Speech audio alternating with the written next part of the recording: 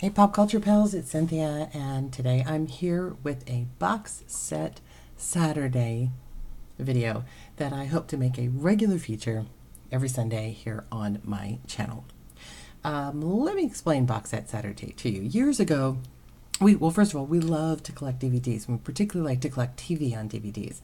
But what we find happens is we get the box set, we start watching it, and we watch a couple of episodes, and then we get a new box set, we start watching a couple of episodes of that, and the next thing you know, we realize that we've never finished watching the entire box set, especially special features, things like that.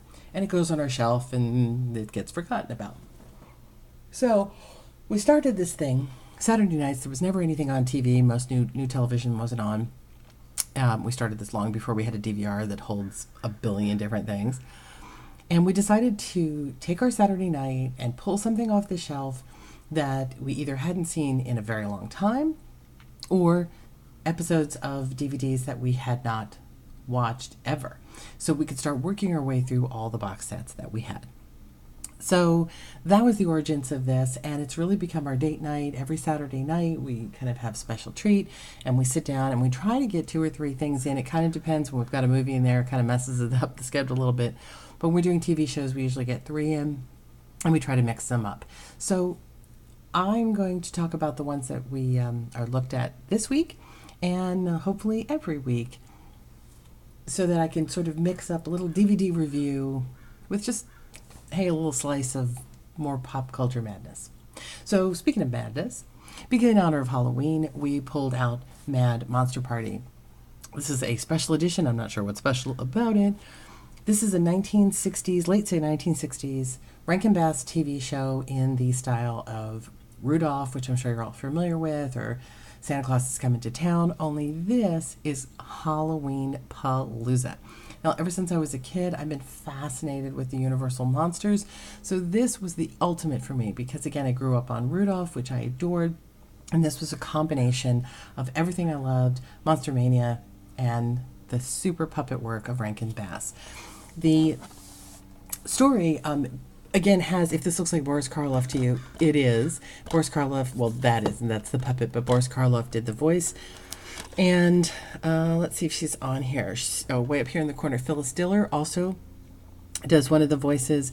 And the rest are voice actors of people, some of them imitating other actors. So the voice of this character sounds very much like Jimmy Stewart, but it's not actually Jimmy Stewart doing it. And this one sounds like Peter Lorre. It's Yetch. He's my favorite. I don't think there's a booklet. Let's see. Nope, pretty plain here from Lionsgate. For a long time, this was really hard to come by, and now it's easy to find. There is a whole book on this movie that I would love to own, but it's like $60 out of print. Anyway, giving you the quick synopsis. Baron von Frankenstein has finally invented the secret to destroying matter. So basically, he's become Oppenheimer. And he decides he's going to retire, and he invites all of the monsters, Dracula, Frankenstein, Wolfman, the Invisible Man, Jekyll and Hyde, and the Creature, no Phantom of the Opera though, invites them all to a mad monster party on his island where he's going to name his successor. Now what the monsters don't realize is that Felix Flanken, a mere human, is Baron von Frankenstein's nephew, and he's the one that the Baron wants to give his secrets to.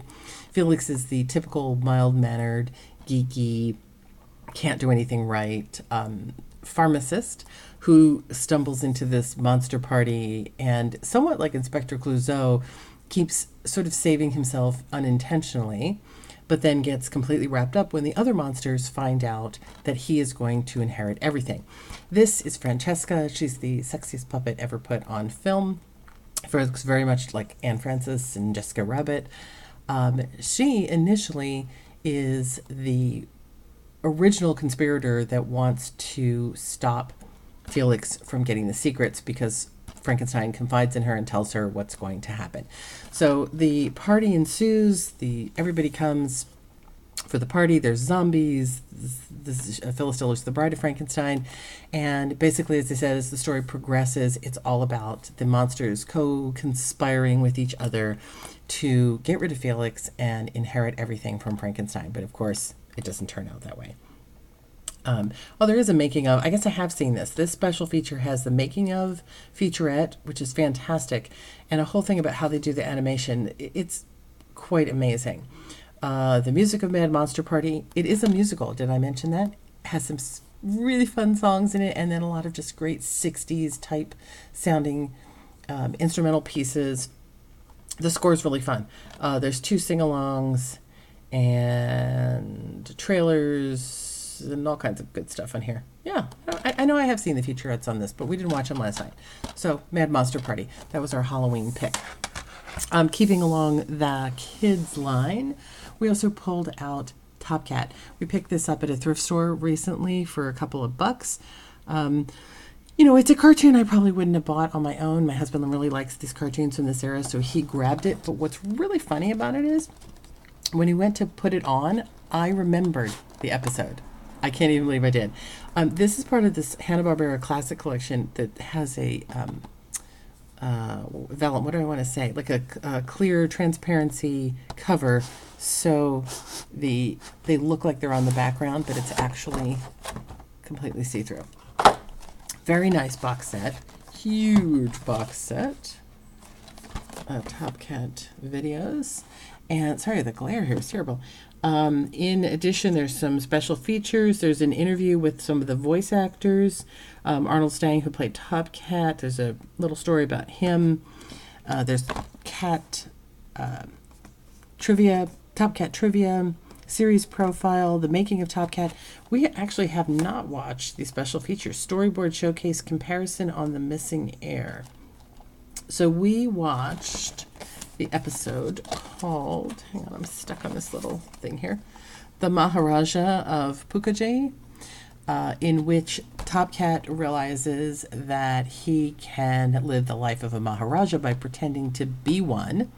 And he originally goes to this hotel because the story is the Maharaja is so rich that he tips everybody that he sees by handing them rubies. So Top Cat and the gang go to the hotel in hopes of just being around to be helpful and catch a ruby or two, but they actually end up pretending, they get mistaken for the Maharaja and his group and are given a luxury suite at the hotel and everything they want on the house, which is what a life for a cat like Top Cat. Really strong voice acting on this. Voices that you know, Marvin Kaplan, who does Choo Choo, you'd know him if you saw a picture of him. He was a sort of a nerdy character actor that in a lot of TV in the 60s and 70s. It's quite fun. Again, the plot lines are a little bit more adult. It's more along the lines of like a Flintstones than, say, like Scooby-Doo. And it reminds me of West Side Story for some odd reason. I think because of Officer Dibble and Top Cat, the contentious relationship they have reminds me of that. So, yeah. So Top Cat, Maharajah of Pookajee was our second choice.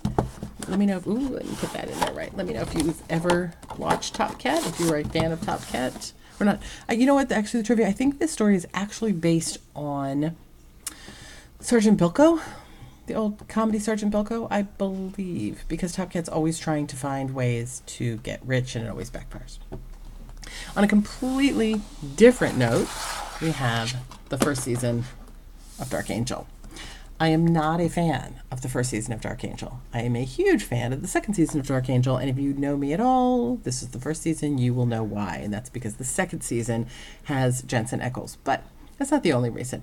The second season, I feel like, is a little bit lighter. They balance the humor with the action better, and I like the addition of the mutant characters in the second season, Joshua and the others. I just find it a lot more interesting watch. It's more my kind of sci-fi.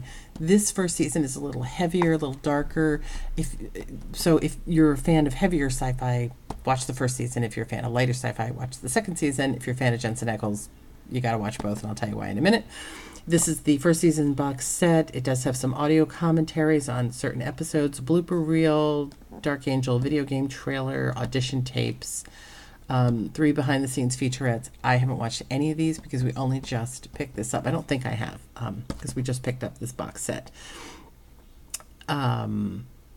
Also, if you are a fan of Stranger Things, you might find Dark Angel very interesting because there's a lot of correlations between Max's character and Elle. And especially if I won't give you a spoiler, but if you're watching the new Stranger Things, there is something that happened in the recent one that really reminds me of an episode of Dark Angel. Wait, something else. I just thought of it. What was it? Somebody from Dark Angel is the sheriff on a TV show. Oh, Riverdale. That's what it is. The sheriff on Riverdale was a regular on Dark Angel, and I did not recognize him. I kept seeing the name going, oh, I know who that is. Martin Cummins. Anyway, I agreed to watch this for one specific episode. Is there no booklet? Here it is. It's a nice box set. Again, nice pieces. The one episode that I wanted to watch is called El Pollo Loco. Where are we? Here we go. It's not called El Pollo Loco. Sorry. El Pollo Loco is a chain of restaurants here in California. This one's just called Pollo Loco, which basically still means crazy chicken. Max searches for a fellow X5 named Ben, who has been tattooing his barcode onto the necks of victims, then ritualistically killing them. The X5 in question Ben is played by Jensen Ackles. So this was actually his first appearance on the show. Although it appears he's playing the same character in both seasons, he's technically not. In season 1, he plays Ben, an X5 that has gone a little loopy. In season 2, he plays Alec, a clone of Ben, which is how they explain that he looks exactly the same, but and the fact that he might also be disintegrating and going a little bit loopy. But he's not definitely not as far gone as Ben in this season. It's a excellent episode if you're a Jensen Ackles fan. He plays this truly wounded X5 who wants to understand the world. He wants to belong to the world, but he feels he's been betrayed in so many ways. And there's this crazy religious symbolism that has to do with the Virgin Mary statue that he's become attached to and obsessed with in a very unique way, shall we say. So it's sort of a commentary about religion. It's definitely a commentary on faith. There is a young priest that plays a big part of the episode, but Jensen's character, Jensen Ackles, playing this role, he has this amazing scene where he's just trying to explain to Max his feelings and how he can't understand why he feels like he feels, which I think is something a lot of people can relate to, that he doesn't fit into the world and he wants to so badly, but sadly he's become a killer because of it. Super episode. And I'm sure there's other good episodes in the first season, and we will probably get to them on other box set nights. But I wanted to start with my favorite, which was a little bit of a cheat because I have seen it before. But definitely, we're going to need to check out the special features on this one. There's quite a bit on here. So that's what we got. Pull this one back up front. These are our 3 box set Saturday picks: Top Cat, Mad Monster Party, and a very spooky first season Dark Angel episode. What did you watch on DVD this week? I would love to hear about your collection. I'd love to hear about your picks. And do you remember Mad Monster Party particularly? If you do, I'd love to hear your thoughts on this. If you've never seen it and you're a fan of the classic monsters, especially if you grew up with Rudolph and all that, find it, rent it, do whatever you need to do. It's a fun movie for Halloween. And it is something you can share with your kids, but you'll also enjoy it no matter what age you are. That's what I've got this week. I am really hoping I'm going to be back next Sunday with another Box Set Saturday review for you, and we'll sit down and talk about what we watched next Saturday. I will see you then, and in between, stick around for more pop culture haul videos. So subscribe, like, do all those things so you don't miss out. I'll see you later.